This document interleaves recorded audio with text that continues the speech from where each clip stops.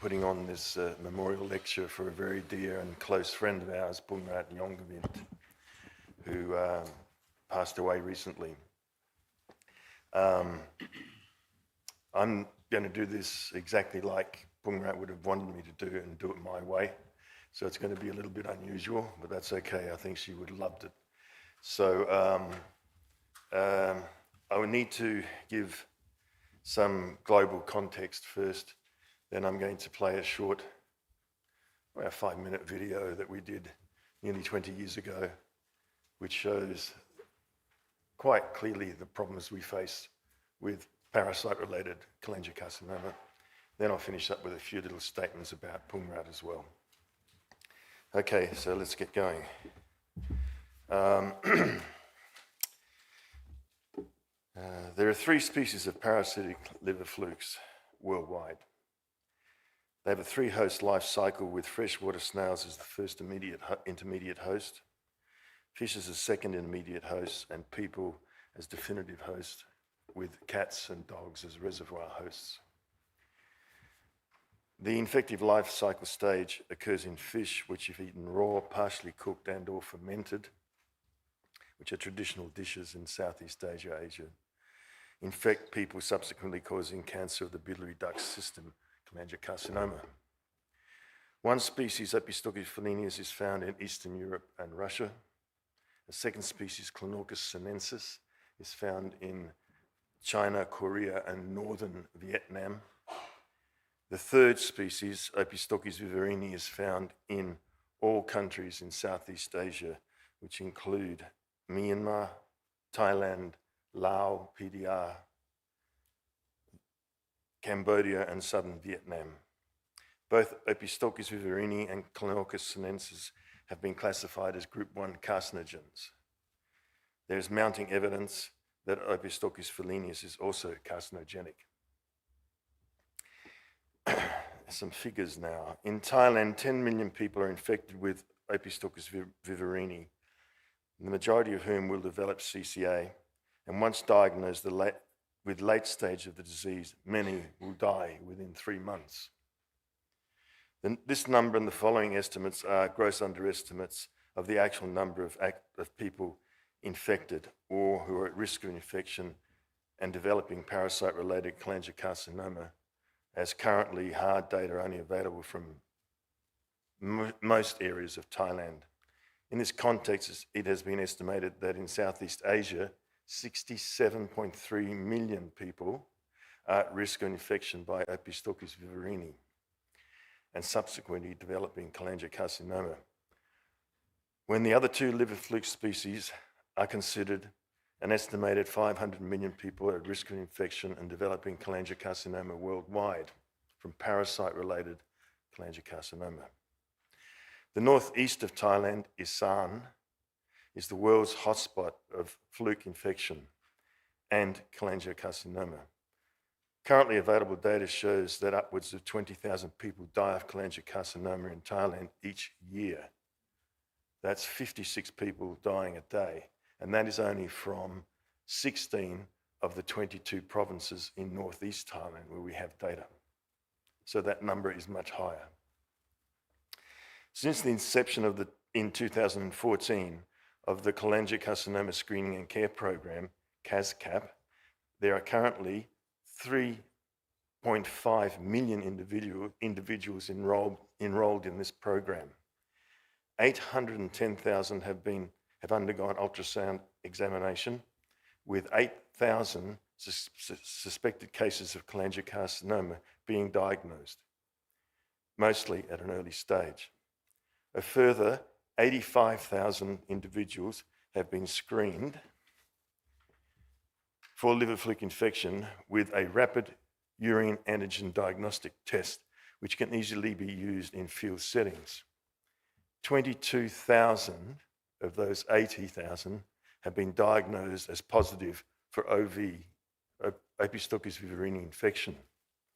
I suspect Professor Narong Kantikeo may expand on these figures after I finish speaking. It is within this context that I wish to speak about a good friend and colleague, Professor Puangrat Yongvanit. Puangrat's educational training at university level commenced with a BSc degree at Chiang Mai University, followed by a Masters of Science degree at Mahidol University, Thailand, and a doctorate degree in Kiel, Germany. Puangrat returned to her beloved northeast Thailand, again Isan, as a staff member of the Biochemistry Department, Faculty of Medicine, Khon University. Puangrat worked at the Department of Biochemistry for over 40 years, and during that time held many academic and research positions. For instance, numerous times as head of the Biochemistry Department, Deputy Director of the Liver Fluke and Cholangiocarcinoma Research Centre, Chair of the Centre of Excellence for Research on Population-Specific Health in the Greater Mekong Sub-Region, and member of the Strategy Driving Committee, and member of the Academic and Strategic Committee, Ministry of Public Health, Thailand, to eliminate liver fluke and bile duct cancer, to name just a few of the positions she held. In more recent times, her research, academic and community commitments was acknowledged by Kaen University, in Puangrat being awarded a full professorship of biochemistry at the Faculty of Medicine. Puangrat's research was devoted to studying the biochemical, molecular, biological pathways relating to the liver fluke infection and mechanisms of cholangiocarcinoma, mechanisms of carcinogenesis, as well as development of diagnostic tests to identify the population group at risk of developing cholangiocarcinoma.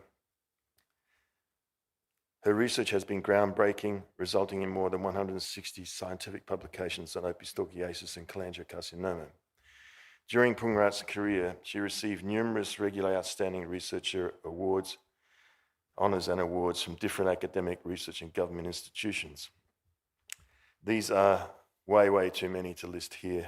Suffice to say, however, they provide an accurate assessment of the outstanding high quality of work that Puangrat generated. Okay, it's time that we could put the video on if it works. There's Dr. Saman Tessana in there who will speak Thai for a little while. He speaks on the first and immediate host, the snails, Bithynia snails. He holds up in one hand a large snail, which is not Bithynia. It's the apple snail, and I can't remember the genus name. I can't pronounce it anyway. And it's the small ones that he takes off the rice plant, and one you'll see floating in the rice paddy due to land changes that people make in agricultural patterns. So they help disperse that first life cycle stage, which is the critical amplifying point in this life cycle of Opisthorchis viverrini. Okay.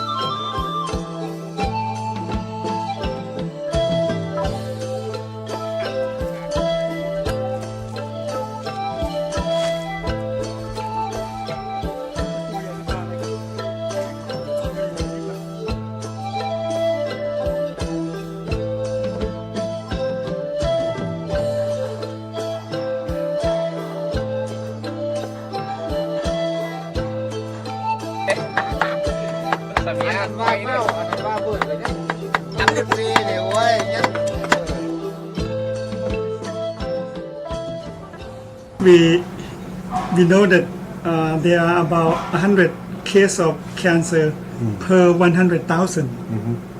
So we will have to have a screening system by screening for the risk factor first. We know that Opisthorchis is the risk factor because it's the endemic area and the infection superimposed with the cholangiocarcinoma for a long time, and evident in laboratory model and so on, confirm that this is the carcinogenic parasite. So liver fluke is not ordinary parasite, causing cancer. This is where the fish is caught, and lots of different species of fish. But they also catch the particular species that have the Opisthochus, the worms, in this area. But the fishermen themselves process the raw fish and eat it raw and have a nice glass of whiskey with it as well. So what's happening is that they're getting, potentially, if they have this particular type of species of fish, potentially infected with Opisthochus. Now, one of the misconceptions is that because you're having the whiskey, that it's going to kill the worms. Well, it doesn't. So we have a problem with that. Yeah.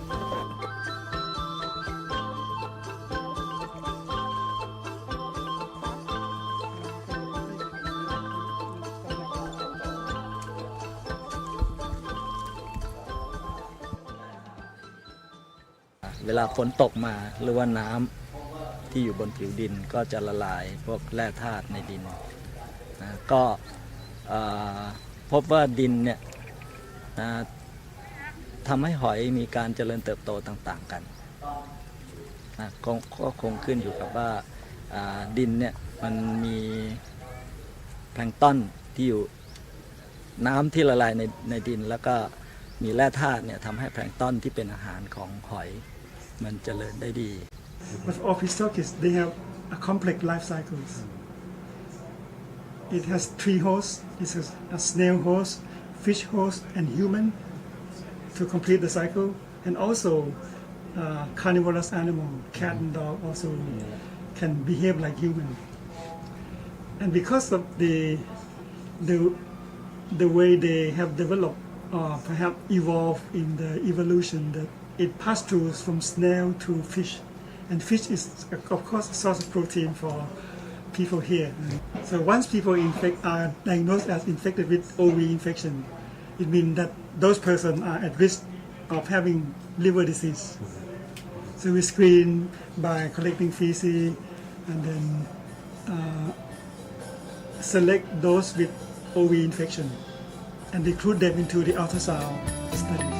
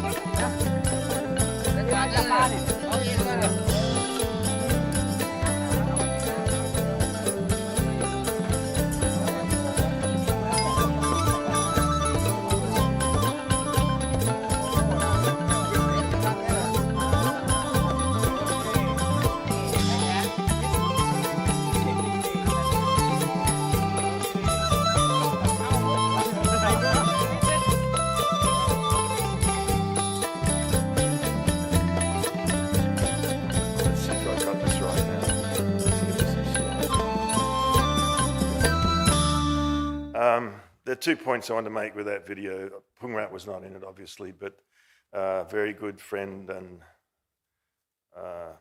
lifelong colleague, Professor Baboon Sitithawan, was.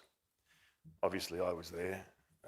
And Dr. Carl Grundy-War from the National University of Singapore, who's a human geographer and expert in cross-border movement. We shot that movie 20 years ago, as I said. The other point I want to make is that of those 10 to 12 people, there's only about 3 or 4 left. They all died from cholangiocarcinoma, and they knew that the fish were infected. So we have a major behavioural problem with this. Anyway, I want to run through a couple of slides with Puangrat, because she spent a lot of time with this the communities there. And you can see here, I won't read the captions, you can see them, where she's doing activities with local villagers. And this is at Sunagarin Hospital with patients.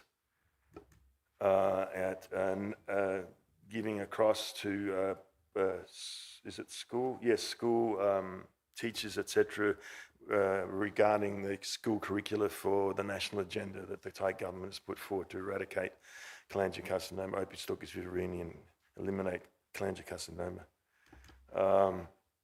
Again here, a handover ceremony at another hospital with ultrasound machines for diagnostic purposes. More activities in field settings. And this is done in her own time. So this is where the CM Commercial Bank has sponsored the Cholangiocarcinoma Cholangiocarcinoma Foundation. And you have there Puangrat in the hospital setting with Pebun Sitithawan, and behind Puangrat is Professor Narong Kantikeo. This is where they started to introduce the rapid diagnostic test in a field setting. And this is what reminds me mostly about Puangrat. So for the past 10 years, Professor Puangrat served as the chairperson of the Thailand Cholangiocarcinoma Foundation, which was founded in 2012 by the Faculty of Medicine, Kaen University, and actively coordinated various activities in fundraising and supporting the cancer victims and their relatives.